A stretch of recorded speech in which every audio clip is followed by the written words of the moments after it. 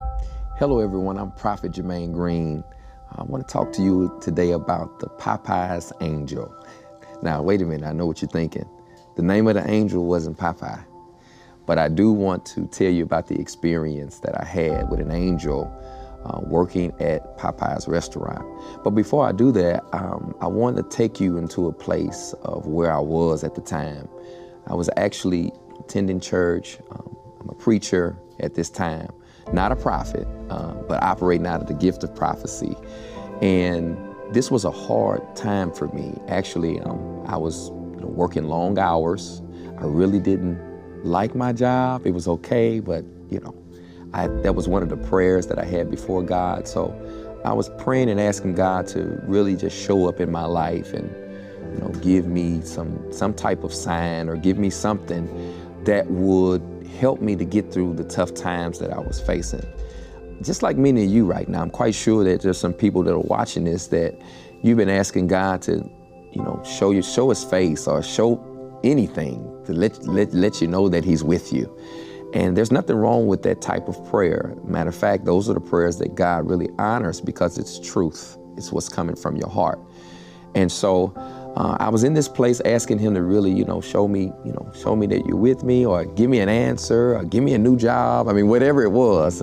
And so at the time, there's just silence, nothing. I really wasn't getting any type of feedback, or, the Holy Spirit wasn't really talking to me. And so it was then when I discovered that, at these times, Holy Spirit is really working out your situation and really doing things behind the scenes. And so he's really preparing you for an encounter. So I want to tell you that today is your day of encounter. If you're watching this right now, we can only give away what we have. I'm about to release to you an encounter with an angel. And because of that, I'm qualified now to speak that into your life. Why? Because I've experienced it myself. And I'm not talking from my imagination. I'm talking from reality, having an authentic encounter with an angel. So I'm at work.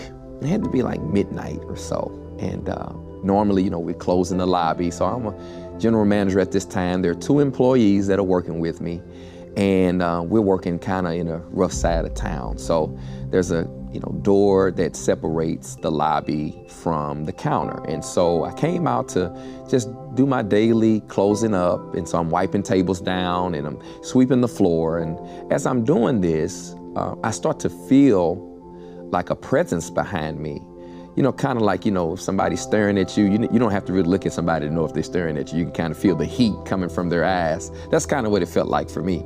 Felt like some type of heat that was on my body. And so I knew somebody was behind me. And so, mind you now, there's a door to let you in and let you out. I didn't hear the door open at all. I just felt a presence behind me. And so I turned around and there was a man standing behind me. He had a bald head and really fair skin. And I remember this because I was captivated by, there were no blemishes on his skin. And he had no hair at all. His head was bald, his face was bald. It was like, man, where did you come from? He definitely looked like he didn't fit, especially in the area that we were in. And so he had on a cream suit and he had on some brown shoes. And what I remembered that was so significant about this was if I looked and stared at that man's suit long enough, it looked like his suit would mesh with his shoes. So it was almost like it was, I don't know, it's hard to explain. It's almost like they ran into each other. And if I blinked my eyes, they separated. Anyway, just one of the things that I remember. And so this person or this man begins to talk to me and he tells me my name. Never met this man a day in my life, but he told me who I was. He's basically said, you're a prophet and your name is Jermaine. And so I said, yes. Now, mind you, I'm not a prophet at this time, but he called me a prophet. I said, okay, no problem. And then he also called my father's name. He said, Joe Green is your father, and he's an apostle. At this time, he's just a pastor. He's not an apostle. But I said, okay, I knew this man, knew what he was talking about. He was giving me a word of knowledge, at least to my understanding. And so this man begins to tell me I have a message that I have to release to you. and you cannot forget this message. And so I'm telling y'all, when he said that to me, I felt something go through my body like, you can't forget this. Almost like, you're about to get in trouble. And so everything in you freezes. So I was kind of frozen when he said that. And so I knew within myself, whatever he's about to say has to be significantly important. And then look at the time. It's past 12 o'clock. Anyway, as he starts to release the message, he tells me, he says, tell your father that he's not to close the ministry down. And the ministry belongs to God and not to him. And for him not to worry about the provision of the ministry, because it's God's ministry and he's going to provide. These are the things that this man told me. And so when he told me, I was like, okay, yes, sir. I kind of took it in, and then he looked at me again and told me, he said, listen, you cannot forget what I'm telling you.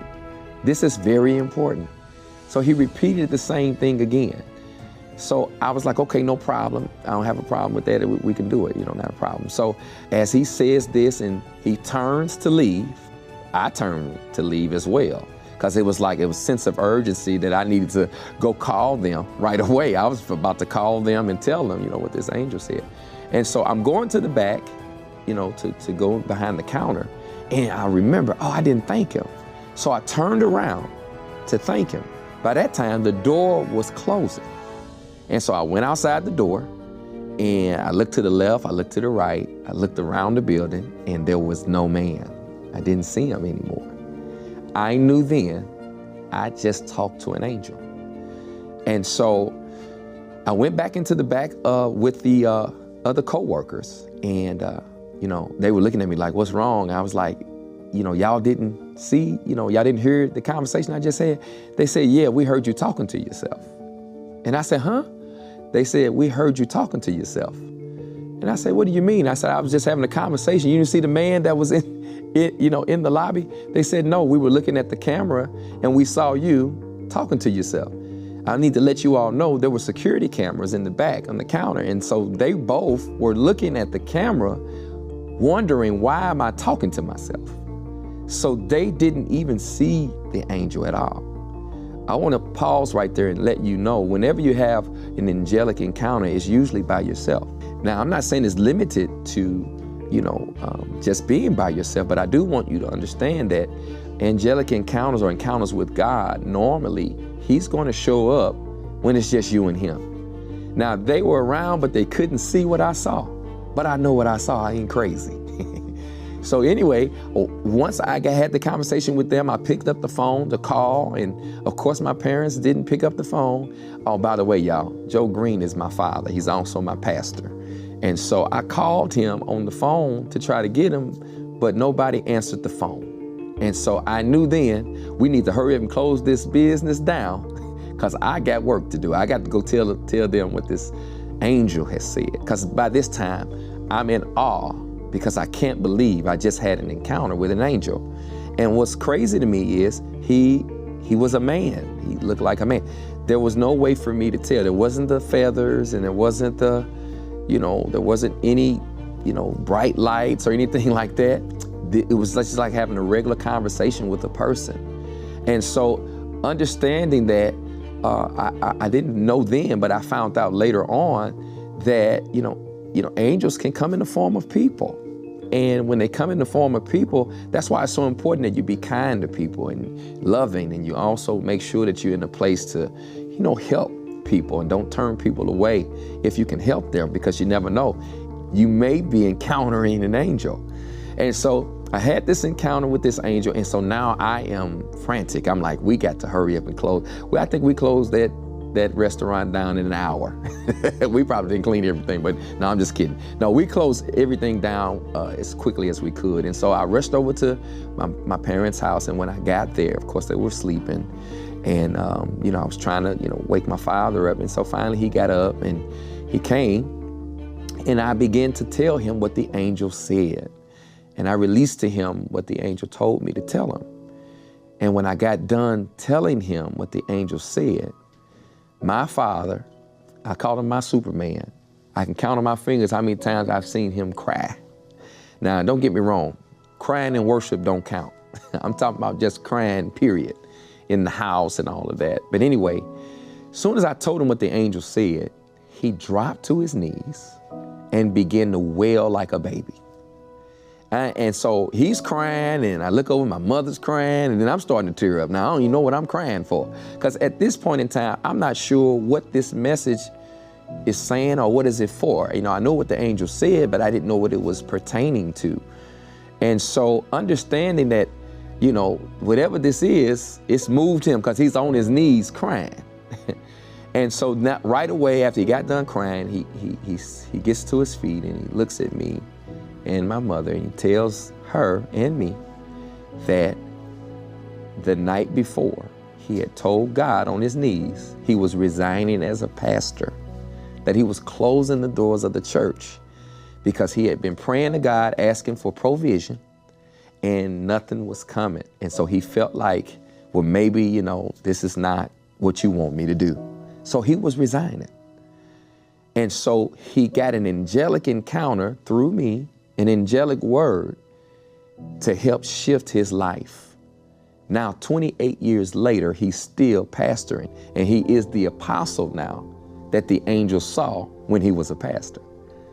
Now, I want to tell you something to all the leaders that are watching this. Don't be concerned about what you don't have. If God called you, he has everything you need in order for your ministry to thrive or in order for your ministry to be successful. I believe that sometimes we get so involved with our work that we start taking ownership of it and forgetting that it was God that called you. So it's his ministry, not yours. You need to understand, leader, that it's not time to quit. It's time for you to divorce yourself. Take yourself out of the equation and place God there. If God called you, he's going to provide. He's going to make provision. So you can't close the door. And the reason why is because people are waiting on what you have. I'm an example of that. Years later, I end up getting into an accident, ran off the road by a trash truck, and I end up being paralyzed on my left side of my body. I had no feeling, no movement. I wasn't able to, you know, do much for myself. I could do certain things with my right side, but my left side was just, you know, dead. And so that being said, I was confined to a wheelchair, and it was my father, Apostle Joe Green, and First Lady Edna Green that came to the hospital. I was in a coma, and when I came out of a coma, they were the first two faces that I saw. Now, mind you, I'm trying to show you the importance of why you have to make sure you give the ministry back to God. Because if my father would have quit, he wouldn't have been there to encourage me when I opened my eyes. The story doesn't stop there. I end up getting healed Easter Sunday, 2007. Resurrection Sunday, 2007. And so that being said, we were in service, and, you know, I'm a minister, I'm preaching at the time. Apostle Joe Green said, hey, come on up, I want you to do the benediction. So I grabbed the microphone, and, you know, we're about to send each other home. You know how it is. The benedictions, a lot of us get excited over that because that means now we get to eat. Come on here. But anyway, I got the microphone, and when I got the microphone, I began to pray. And as I began to pray, the Holy Spirit began to invade the prayer. And the Holy Spirit began to word my mouth. And so some of the things he told me was, he said that I'm about to perform a miracle. I'm about to release a miracle in the midst of this service. If we get on one accord, he said that I'll come in the midst and I'll release a miracle. Now, this is what God is telling me to tell them. And so we're all praising God and all of that.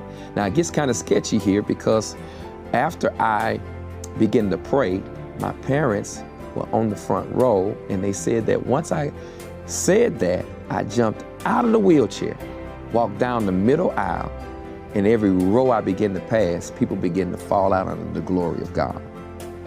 Now, if Pastor Green would have made the decision to close his doors, I would probably still be confined in a wheelchair. That's why it's so important to understand if God called you, he's already ahead of you. And you don't really know who you're connected to or whose life that God is going to allow you to change. I was in the ministry that God gave Apostle Joe Green when I received my miracle. And many miracle signs and wonders have been done in his ministry. So I want to encourage you and let you know, not just for the leaders, but for anyone. If God has given you something to do, don't get discouraged. Don't throw in the towel. Give it back to him and trust him. He's going to provide. He's going to give you what you need, because miracles, signs, and wonders follow those who believe. And you don't understand that what you're carrying can potentially shift and change somebody's life.